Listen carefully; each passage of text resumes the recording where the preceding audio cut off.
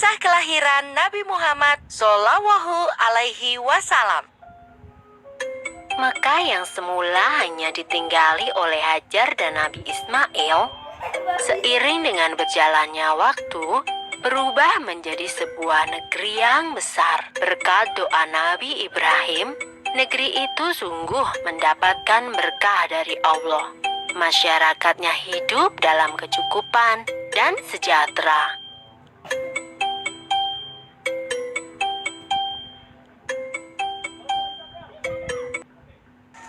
Beribu-ribu tahun kemudian, Mekah berubah menjadi negeri yang sangat kejam. Sebagian besar masyarakatnya mulai melupakan ajaran agama yang benar dan berganti menyembah berhala-berhala yang mereka ciptakan sendiri.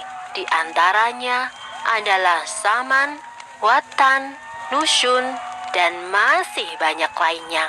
Semua itu adalah Tuhan yang mereka ciptakan dari batu, kayu, ataupun logam. Kaum Quraisy menganggap harta adalah segalanya. Bagi yang memiliki harta paling banyak, dialah yang akan menjadi pemimpin. Demi mencapai kehormatan dan kedudukan, mereka menghalalkan segala cara. Karena itu pula, mereka seringkali terlibat dalam perselisihan dan kadang-kadang menimbulkan perang antar saudara. Bukan hanya Tuhan mereka saja yang berubah, sifat dan perilaku masyarakatnya pun juga berubah. Kaum Quraisy yang secara turun-menurun menguasai Mekah dan Ka'bah mulai membentuk kelompok masing-masing. Mereka sangat berkuasa dan kaya raya. Namun kekayaan itu mereka dapatkan dengan cara yang tidak halal. Merampok, memeras rakyat kecil, berjudi, curang dalam berdagang, dan perbudakan yang sangat kejam. Zaman di mana kaum Quraisy hidup dengan cara yang kejam disebut zaman jahiliyah. Pada zaman itu, ada seorang wanita soleh bernama Aminah. Suaminya bernama Abdullah.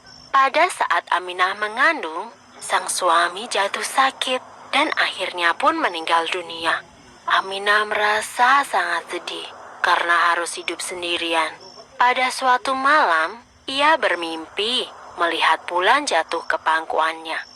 Menurut ahli tafsir mimpi, kelak anak yang dikandung oleh Aminah akan menjadi orang yang dihormati.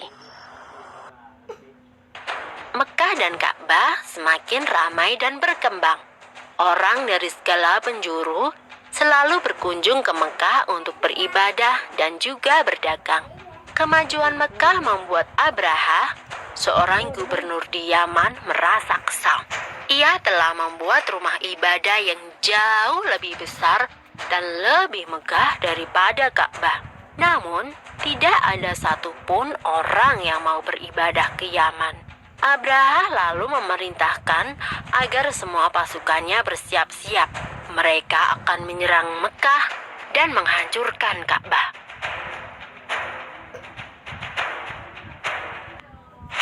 Abraha dan pasukan bergajahnya menyerbu Mekah dengan penuh kesombongan.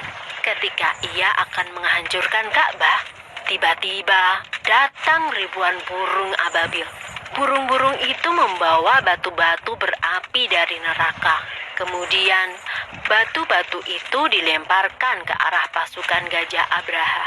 Dalam sekejap mata, pasukan Abraha berhasil dikalahkan dan Ka'bah pun dapat diselamatkan. Tahun itu kemudian disebut dengan Tahun Gajah. Pada Tahun Gajah itu pula, Aminah melahirkan putranya. Ia memberikan nama Muhammad, sebuah nama yang tidak lazim untuk anak-anak kaum Quraisy. Ialah Nabi Muhammad, nabi terakhir yang diutus oleh Allah. Ia dilahirkan pada hari Senin, 12 Rabiul Awal, Tahun Gajah. Selesai. Sumber dalam Al-Quran terdapat dalam surat Al-Fil ayat 1-5 yang artinya, Apakah kamu tidak memperhatikan bagaimana Tuhanmu telah bertindak terhadap tentara bergajah? Bukankah Dia telah menjadikan tipu daya mereka untuk menghancurkan Ka'bah itu sia-sia? Dan Dia mengirimkan kepada mereka burung yang berbondong-bondong, yang melempari mereka dengan batu berasal dari tanah yang terbakar. Lalu Dia menjadikan mereka seperti daun-daun yang dimakan ulat.